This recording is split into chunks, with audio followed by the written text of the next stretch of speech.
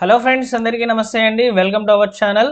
భారత వాతావరణ కేంద్రం నుంచి ఇప్పుడే మనకు వెదర్ రిపోర్ట్స్ అనేటివి అందాయి. రాబోయే 3 రోజుల్లో ముఖ్యంగా బంగాళాఖాతంలో ఈశాన్య రాష్ట్రాలకు దగ్గరగా పశ్చిమ బెంగాల్ దగ్గరలో వచ్చేసి అల్పపీడనం అనేది ఏర్పడబోతోంది.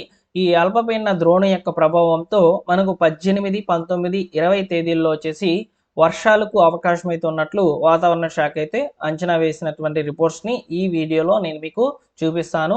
అలానే అమరావతి వాతావరణ కేంద్రం, ఆంధ్రప్రదేశ్ విపత్తుల నిర్వహణ సంస్థ రిపోర్ట్స్ ప్రకారము ఉత్తర ఆంధ్ర వైపుగా వర్షాలకు అవకాశం ఉండగా దక్షిణ కోస్తా మరియు రాయలసీమ ప్రాంతాల్లో ఉష్ణోగ్రతలు స్థిరంగా కొనసాగుతాయని, ఈ సెప్టెంబర్ వరకు మనకు ఈ యొక్క లోటు వర్షపాతం అనేది కొనసాగబోతున్నట్లయితే తెలుస్తోంది. ఇప్పటికే ఎల్నినో ప్రభావంతో మన యొక్క దేశవ్యాప్తంగా వర్షాలు ఒకవైపు అంటే ఊహించని రీతిలో ఒకవైపు వర్షాలు ఉండగా మరోవైపు ఊహించని రీతిలో ఉష్ణోగ్రతలు పెరుగుతూ ఉన్నాయండి.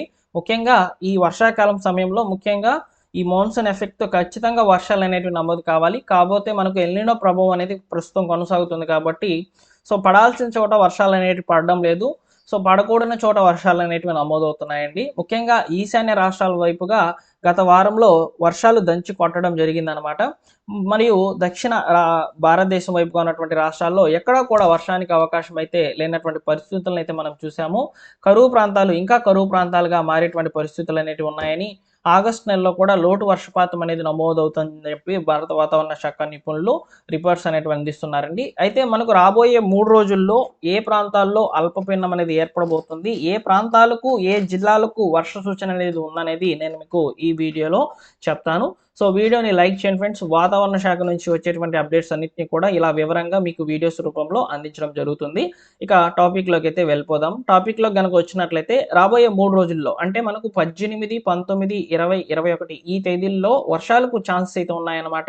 ఈ లోపల బంగాళాఖాతంలో వాతావరణ పరిస్థితులు ఏ విధంగా ఉండబోతున్నాయంటే బలమైన ఈదురు గాలులు అనేటివి సముద్రం విధంగా కదులుతూ ఉన్నాయండి. వీటి ప్రభావంతో ఈ నైరుతి ఋతుపవనాలు అనేటివి ఏవైతే బ్రేక్ ఇచ్చాయో అవి మళ్ళీ స్థిరంగా కదులుతూ ఉన్నట్లు సమాచారం అయితే భారత వాతావరణ శాఖ నిపుణుల నుంచి అయితే రావడం జరిగింది. ఈ కదులుతున్నటువంటి నైరుతి ఋతుపవనాల యొక్క ప్రభావంతో మనకు పశ్చిమ బెంగాల్, ఒరిస్సా తీర ప్రాంతాల్లో వచ్చేసి అల్పపీడనం అనేది ఏర్పడబోతున్నట్లు సమాచారం అయితే అందించారు. ఆ అల్పపీడన ద్రోణి యొక్క ప్రభావం అనేది విస్తరణ అనేది ఛత్తీస్గఢ్, ఒరిస్సా రాష్ట్రాల మీదుగా ఎక్కువగా ఉంటుంది. అదేవిధంగా దక్షిణ కోస్తా ప్రాంతాలకు బలమైన ఈదురుగాలు అనేటివి వీచడంతో ఆ ప్రాంతాల్లో కూడా ఈ యొక్క మేఘాలు అనేటివి ఏర్పడడం వల్ల తేలికపాటి నుంచి మోస్తారు వర్షాలు చూడవచ్చని చెప్పి వాతావరణ శాఖ నిపుణులు చెప్తున్నారు. 17, 18, 19 ఈ తేదీల్లో వచ్చేసి తెలంగాణలోని తూర్పు ఈశాన్య భాగాలకు మరియు ఆంధ్రప్రదేశ్లోని ఉత్తర కోస్తా భాగాలకు వర్షాలు అనేటివి ఉంటాయని చెప్పి సమాచారం అనేది రావడం జరిగింది. అది కూడా ఉత్తర ఆంధ్ర వైపుగా ఉన్నటువంటి శ్రీకాకుళం, పార్వతీపురం మన్యం, అల్లూరి సీతారామరాజు, అదేవిధంగా విశాఖపట్నం ఈ 4 జిల్లాలకు మాత్రమే వర్ష సూచన అంది. అదేవిధంగా కొండ ప్రాంతాలకు అంటే ఛత్తీస్గఢ్, ఒరిస్సా బోర్డర్ ప్రాంతాలు ఏవైతే ఉంటాయో ఆ ప్రాంతాల్లో భయంకరమైన వర్షాలు అనేవి చూడవచ్చని చెప్పి వాతావరణ శాఖ నుంచి సమాచారం అనేది రావడం జరిగింది. అదేవిధంగా ఈ దక్షిణ కోస్తా ప్రాంతాలకు, కోస్తా తీర ప్రాంతాలకైతే ఈదురుగాలతో కూడినటువంటి తేలికపాటి జల్లులు 1-2 చోట్ల చూడవచ్చు. మోస్తారు వర్షాలు అనేవి చూడవచ్చు అని చెప్పి సమాచారం అనేది ప్రస్తుతానికి అందిందండి. రాయలసీమ ప్రాంతాల్లో ఇంకా ఉష్ణోగ్రతలు పెరిగే ఛాన్స్ అయితే ఉంటాయని చెప్పి చెప్తున్నారు. అయితే మనకు ఈ నెలాఖరులో ఈ యొక్క అల్పపీడనం ప్రభావంతో వర్షాలకు అవకాశం అనేది ఉంది. తేలికపాటి నుంచి మోస్తారు వర్షాలుగా మనం చూడవచ్చు. విస్తారంగా వర్షాలు కూడా ఉంటాయండి. అంటే ఒక చోట్ల వర్షం పడుతుంది, ఒక చోట్ల వర్షం పడదు. ఒక చోట్ల ఉష్ణోగ్రతలు పెరుగుతాయి, ఒక చోట్ల తక్కువ ఉష్ణోగ్రతలు అనేవి చూడవచ్చు. కొన్ని చోట్ల దట్టమైన మేఘాలు చూడవచ్చు, కొన్ని చోట్ల మబ్బులతో కూడినటువంటి వాతావరణ పరిస్థితులు చూడవచ్చు.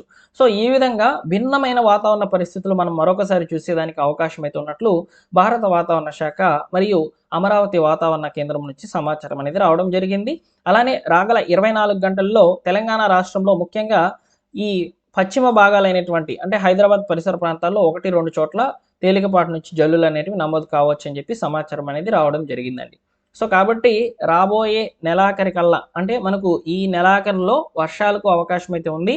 అది కూడా మనము 18, 19 తేదీలో వర్షాలు చూసిన తర్వాత మళ్ళీ 25వ తేదీన అల్పపీడనం యొక్క ప్రభావంతో మళ్ళీ వర్షాలు అనేటివి ఉంటాయి. అయితే ఈసారి ఈ వర్షాకాలంలో అల్పపీడనాలు చాలా తక్కువగా ఉన్నాయి. అలానే తుఫాన్లు చాలా తక్కువగా ఉన్నట్లయితే సమాచారం అనేది ప్రస్తుతానికి అందిందండి.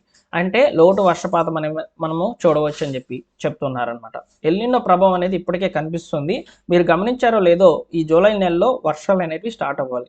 వర్షాలు స్టార్ట్ అవ్వకుండా ఉష్ణోగ్రతలు అనేటివి పెరుగుతున్నాయి. ముఖ్యంగా ఆంధ్రప్రదేశ్‌లో వచ్చేసి కావలిలో అయితే నిన్న హైయెస్ట్ యొక్క ఉష్ణోగ్రతలు అనేటివి నమోదైనాయన్నమాట. 43 డిగ్రీలు అనేది నిన్న ఎండ తీవ్రత అనేది చూసామని చెప్పి వాతావరణ శాఖ నిపుణులు రిపోర్ట్స్ అనేటివి అందిస్తున్నారు. కాబట్టి వర్షాలు పడాల్సిన టైంలో అయితే వర్షాలు పడడం లేదు. అలానే ఇక్కడ మనకు ఉష్ణోగ్రతలు ఉండాల్సినటువంటి సమయంలో వర్షాలు అనేటివి పడుతున్నాయి. ఇలా ఎల్‌నినో ప్రభావం అనేది డిఫరెంట్‌గా రియాక్ట్ అవుతుందని చెప్పి ఇక్కడ మనకు సమాచారం అనేది రావడం జరిగింది. ఇప్పుడు మీకు చెప్తున్నాను, ఇక్కడ అందించినటువంటి రిపోర్ట్స్ ఆధారంగా వర్షాలకు చాలా అవకాశం అనేది తక్కువగా ఉందని, ముఖ్యంగా ఏవైతే ఈ కరువు ప్రాంతాల్లో అయితే ఉంటాయో వాళ్ళు తప్పనిసరిగా తగు జాగ్రత్తలు తీసుకోవాల్సిందిగా నేను మీకు అలర్ట్ అయితే జారీ చేస్తున్నానండి. ఇక మీకు రాగల 24 గంటల్లో ఉన్నటువంటి వాతావరణ పరిస్థితుల మీద ఈరోజు సాయంత్రం నేను మీకు లైవ్ అనేది అందిస్తాను. లైవ్‌లో వెదర్ మోడల్స్ అనేటివి షేర్ చేస్తాను.